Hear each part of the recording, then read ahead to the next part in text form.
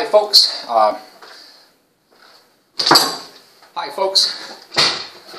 I have a demonstration here that I need everybody to pay close attention to. What I have right over here, this is called a solenoid, and for all practical purposes, all it is a wire wrapped around here many thousands of times. Well, maybe 1,000 or so in this one. There's an output to the wire which I've connected here, an input that I've connected here. And these are connected to this electrical device. And what this device is called a galvanometer. And basically, all that it does is registers when there's a current. When we have an electrical current here, the needle will deflect. And then when we reverse the current direction, the needle just reverses direction. The actual numerical values of the current are not important for this demonstration, but what is important is pay attention to when the needle deflects and when it does not deflect.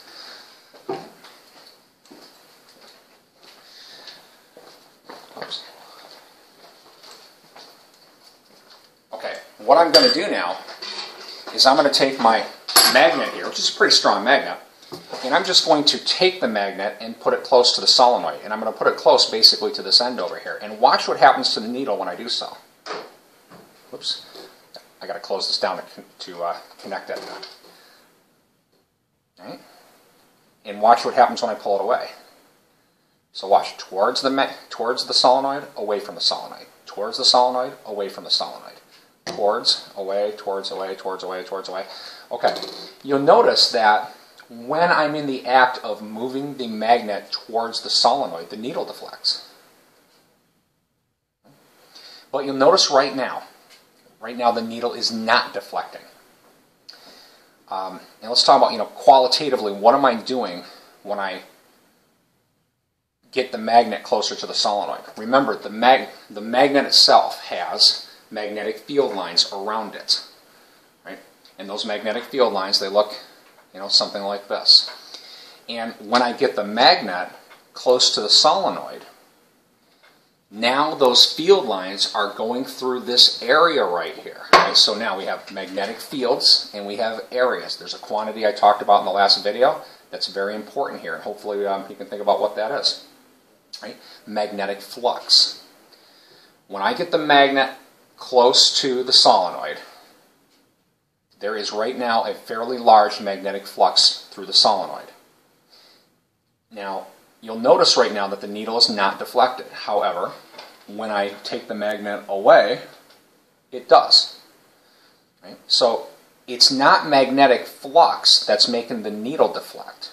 Right? Notice right now, the flux really is not changing, not very much. My hands are wiggling a little bit, and that's making that thing move a little bit.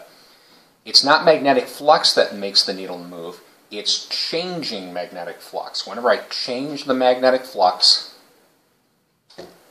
I am inducing a current in this loop. Now there's some really important things to note here. I'm inducing a current here, which means I'm transferring electrical energy without a battery or any other power source hooked to this. I'm doing so entirely by use of the magnet. Right? So you notice that I can induce a current very easily. And if you look at that current right now, back and forth, back and forth, back and forth, back and forth, that should seem somewhat familiar. In my last video I talked about AC current, AC voltage. So let's go back and take a look at that real quick.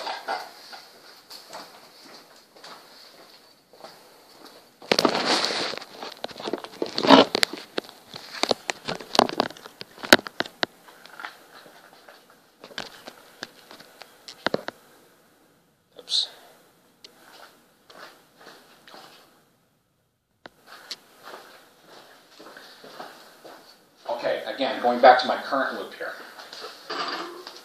The current loop actually would be similar to this. I can use my solenoid to model this. Imagine the solenoid rotating in this magnetic field. In this orientation, there is no magnetic flux because the magnetic field doesn't go through the area.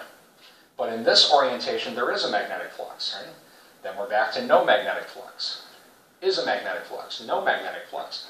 When this thing rotates around, the magnetic flux is constantly changing. And there's a law in physics, it's called Lenz's law.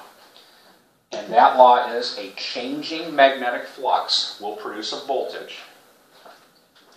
And there's even a mathematical equation for it. The voltage produced is equal to the rate that magnetic flux changes. Now, I'm not going to be asking you folks to do any math problems involving this, like calculating and changing magnetic flux, but qualitatively, conceptually, it's important to understand when you get a voltage. You will get a voltage induced in a current loop anytime you recognize a changing magnetic flux. So, again, getting back to my solenoid here. I can induce a voltage in a solenoid actually a couple different ways. One way would be this, obviously by rotating it because I'm changing the magnetic flux.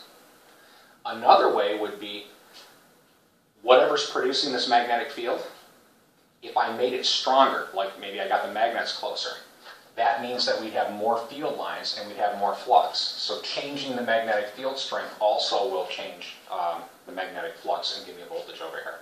Another possibility would be if I could take this and somehow make its area larger instantaneously. That also will change the magnetic flux and give us a voltage in this loop. So magnetic flux, remember it's a measure of how many field lines go through an area.